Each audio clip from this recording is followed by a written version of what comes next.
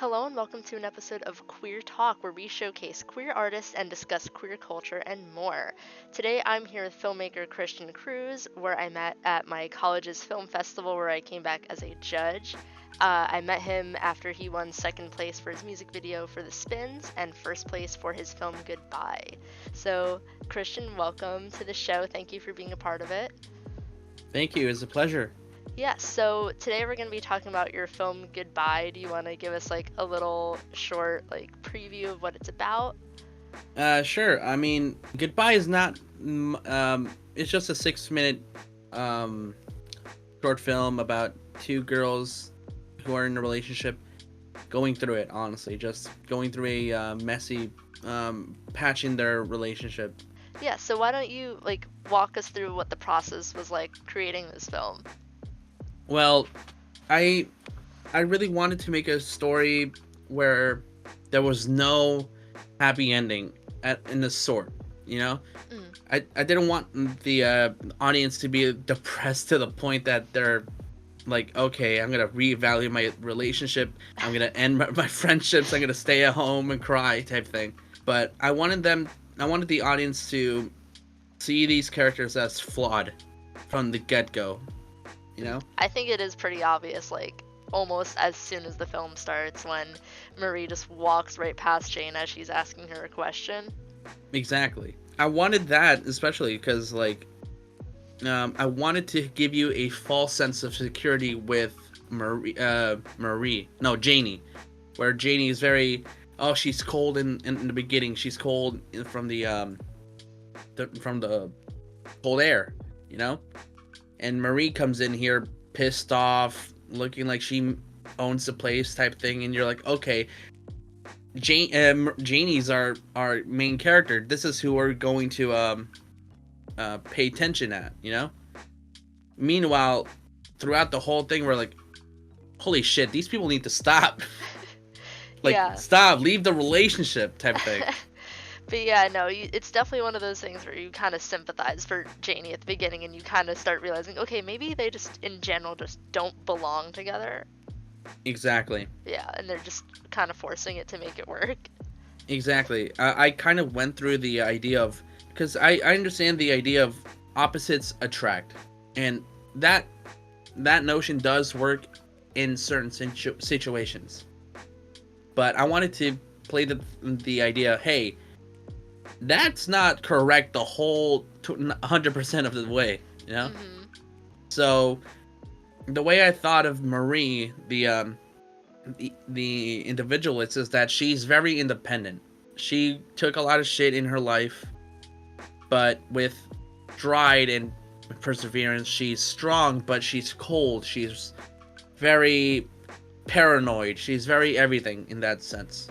Mm-hmm. And Janie, she grew up with a very loving home.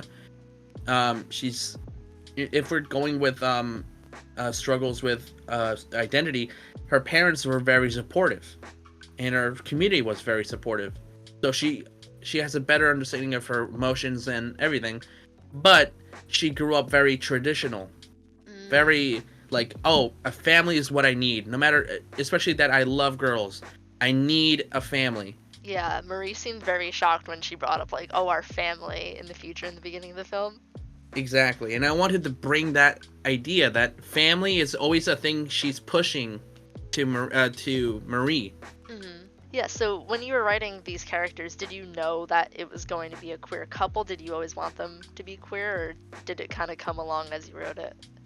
Kind of, it was always in the back of my head. I really wanted a queer story. I was like, I'm tired of watching a lot of like straight couples in a way, not because they're bad, just because I'm like, it's always the same thing. The guy is very powerful and dominant. The woman is very submissive and obedient type of thing. Mm-hmm. I really didn't like that dynamic, so I'm like, okay, let's cut the chase. Let's take out the guy. Let's see how two female female couple interact. And I did it with another with the same scenario with the guy,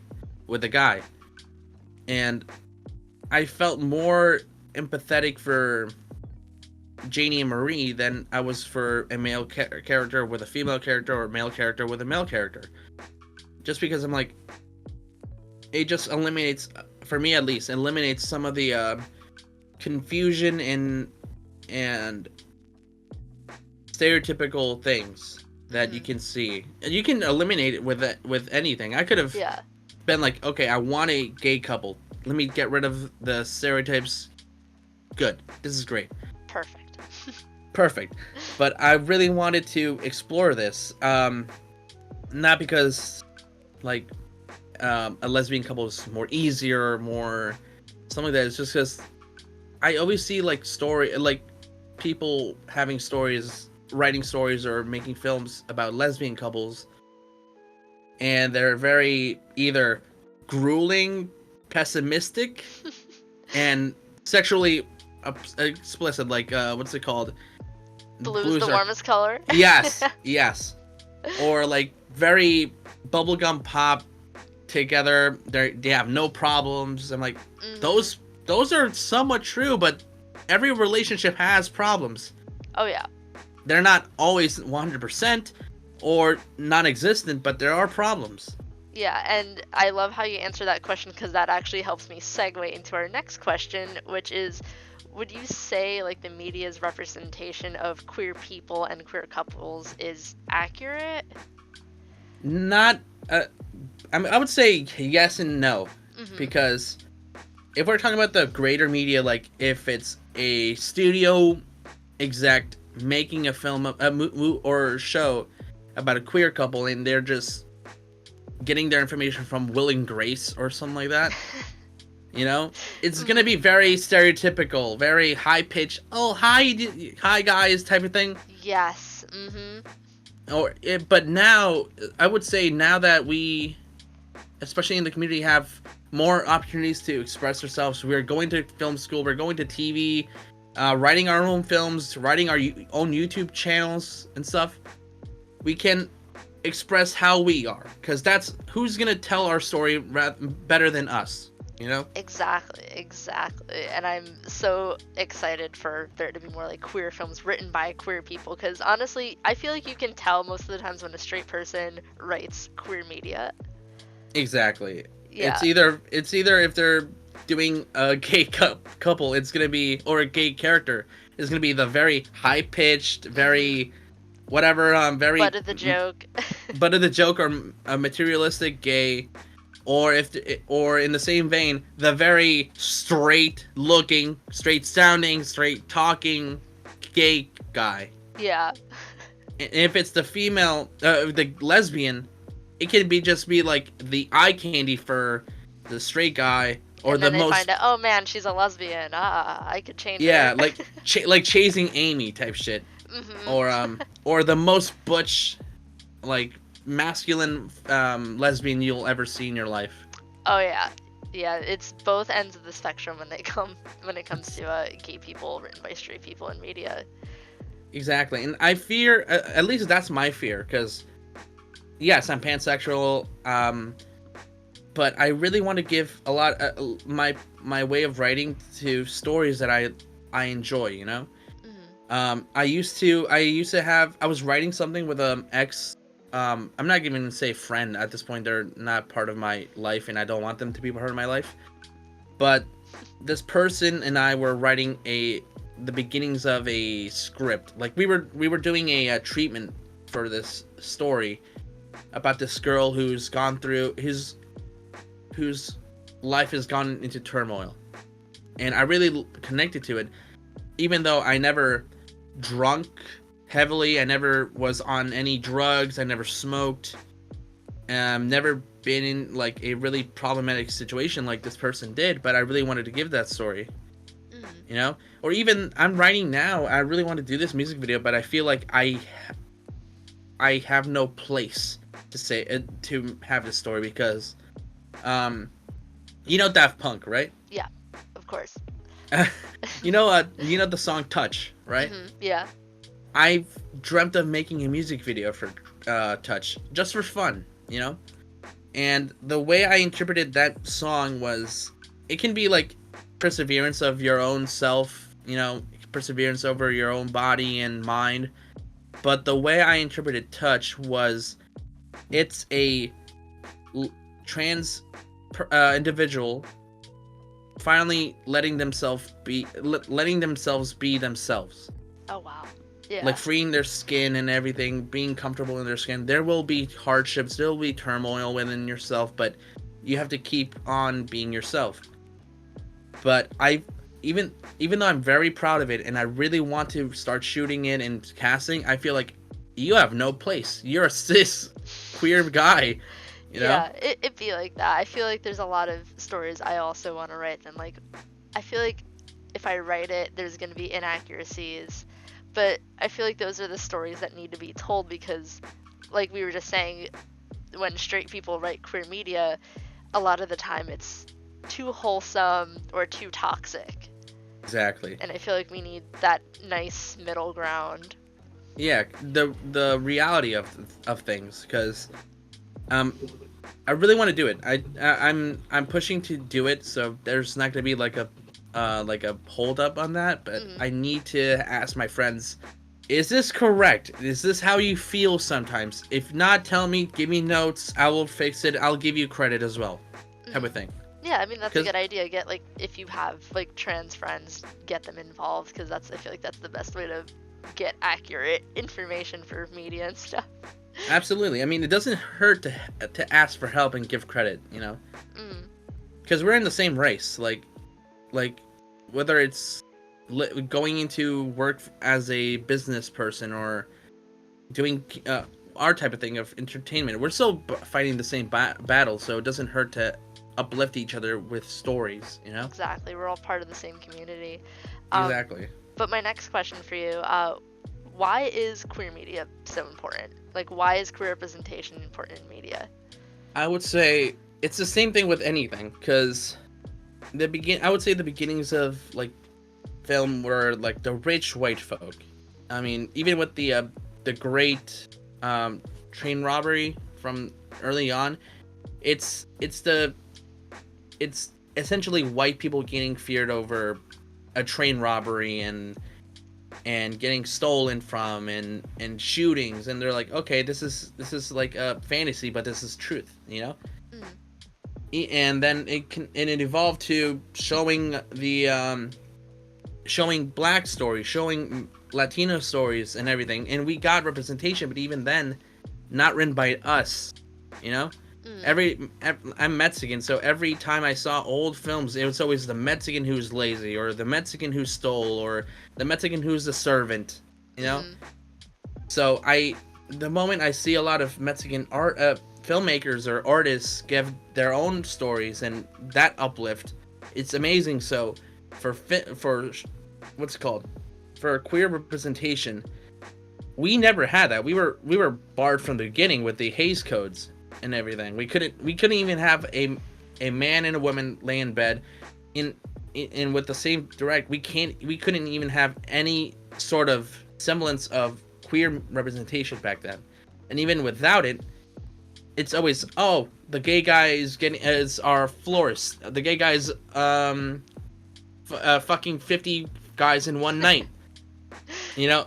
Or the gay guy is seducing the groom, so we need to stop him. We are always put into the butt of the joke or the villain. Exactly. Yes. So now that queer people are in the writing room, queer people are writing their own stories behind the camera, directing everything. It's the biggest uplift, because you're making movies for yourself essentially, but you're making movies for the community. Like, one that I've been obsessed with, and it's one of my favorite movies of all time, and I got a DVD already, is I Saw the TV Glow by Jane Schoenberg. I still need to see it. Yes. I get it. Honestly, at this point for me, I usually say like pirated, even though it's bad, or rent it out. Get the DVD, the Blu-ray. I mean, it's so good. Jane Schoenberg is such a fantastic writer and director.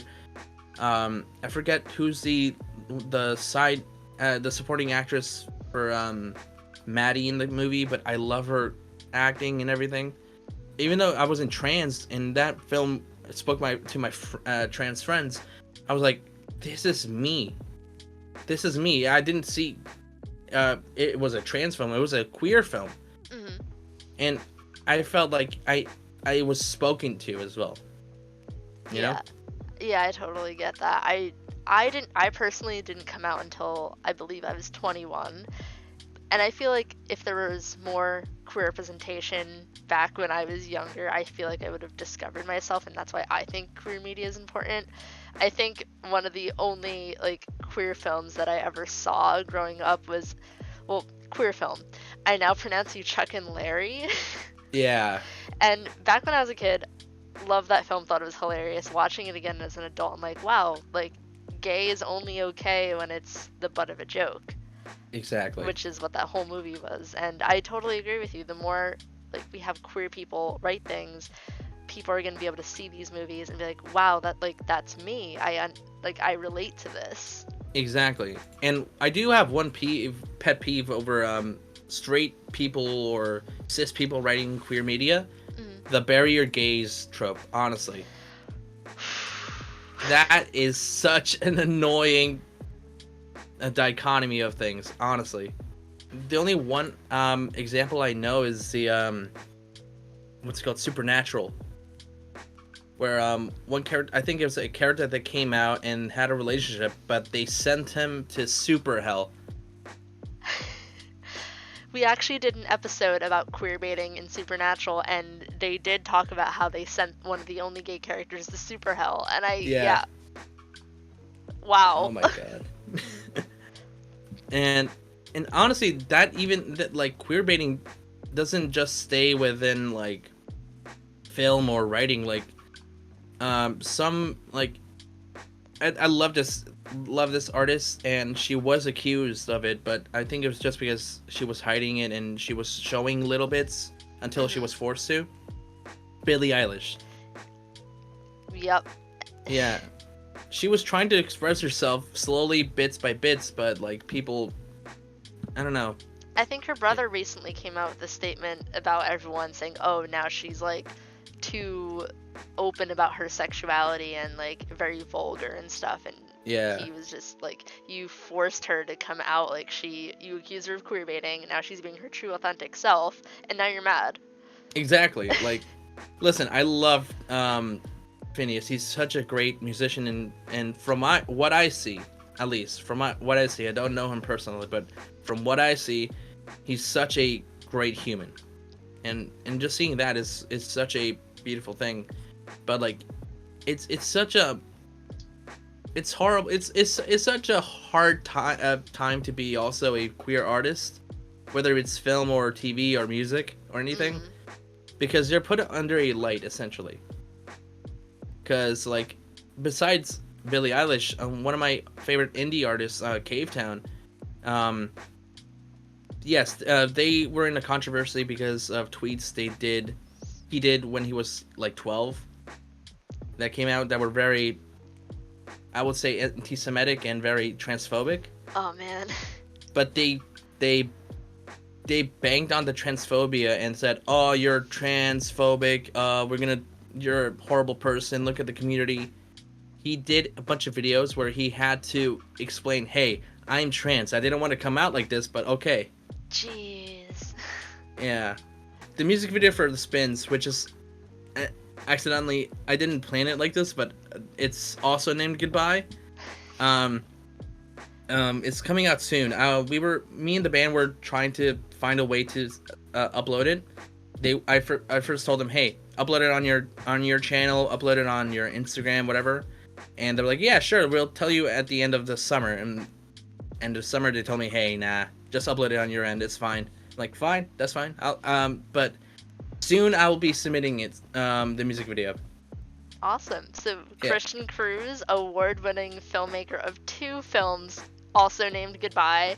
Thank you so much for being a part of our first ever Queer Talk episode. Thank you. So for your film that won first place, Goodbye, is there any place we could watch it? People could go check it out? You can watch my film and other films that I've made on YouTube under Christian Cruz Films, and I have an Instagram under Christian Cruz Refilming. Nice. Thank you so much for joining us. Hopefully we could see you again on the channel sometime. Can't wait to see what Hopefully. you come out with next. If you like this episode of Queer Talks and want us to do more, please comment down below what you think. And don't forget to subscribe and check out the links in our bio to our social media pages as well as some other queer resources. Thanks again so much for watching.